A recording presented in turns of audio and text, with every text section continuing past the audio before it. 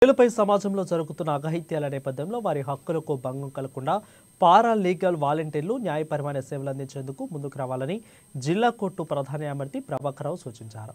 ఇక న్యాయ వ్యవస్థకు బాధితులకు మధ్య వారధిలా వ్యవహరించాలని అన్నారు.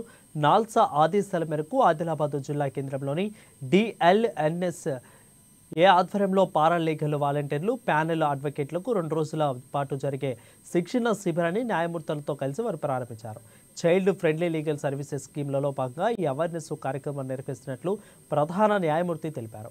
పిల్లల హక్కులను పరిరక్షిస్తుంటే వాటిని భంగం కలిగిన సందర్భాలలో లీగల్గా పరిష్కరించే విధంగా కృషి చేయాలని అన్నారు.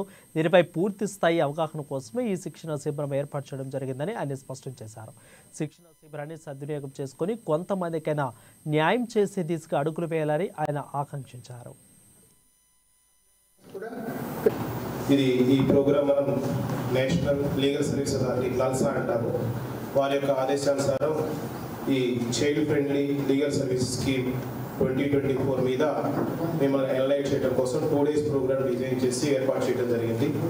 ఈరోజు చూస్తున్నాం సమాజంలో పసిపిల్లల మీద అఘాయిత్యాలు ఎక్కువగా జరుగుతున్నాయి. అదేవిధంగా వాళ్ళకు ఉన్నటువంటి సివిల్ రైట్స్ కూడా భంగం వాటిల్తుంది.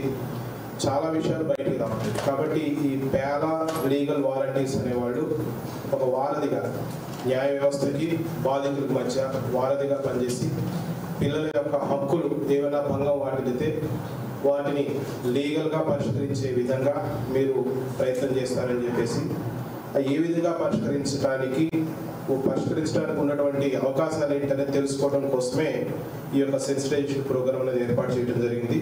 ఇందులో భాగంగా కోర్స్ డిజైన్ చేయడం జరిగింది. రిసోర్స్ పర్సన్గా డిఎల్ఎస్ సెక్రటరీ గారు ఉన్నారు, తర్వాత శ్రీమతి యశోద గారు ఉన్నారు, సరస్వతి గారు, తర్వాత రాజేంద్ర ప్రసాద్ డిసిపిఓ గారు, ఓం ప్రకాష్ సైక్రియాటిస్ట్ గారు, సవిత గారు డిస్ట్రిక్ట్ వెల్ఫేర్ ఆఫీసర్ గారు, తర్వాత జేజే యాక్ట్ మీద హుస్సేన్ గారు, రేపు case studies group discussion group second AJ గారు, వీళ్ళందరూ వచ్చి మీకు సహాయపడతారు. కాబట్టి ఈ యొక్క ట్రైనింగ్ ప్రోగ్రామ్ సద్వినియోగపరచుకొని మీ ద్వారా కొద్ది మందికైనా న్యాయం జరిగితే అది చాలా ఆనందంగా ఉంటుంది.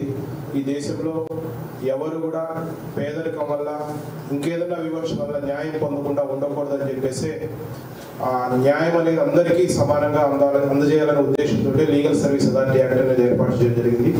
ఆ యాక్ట్లో భాగంగానే ఇలాంటి సెన్సిటైజేషన్ ప్రోగ్రామ్ విరివిగా మనం జరుపుకుంటున్నాము. ఇప్పటి వరకు మీరందరూ కూడా చాలా కోఆపరేట్ చేస్తూ వస్తున్నారు. ఇది కూడా సద్వినియోగపరచుకొని సమాజానికి ఉపయోగపడాల్సిందిగా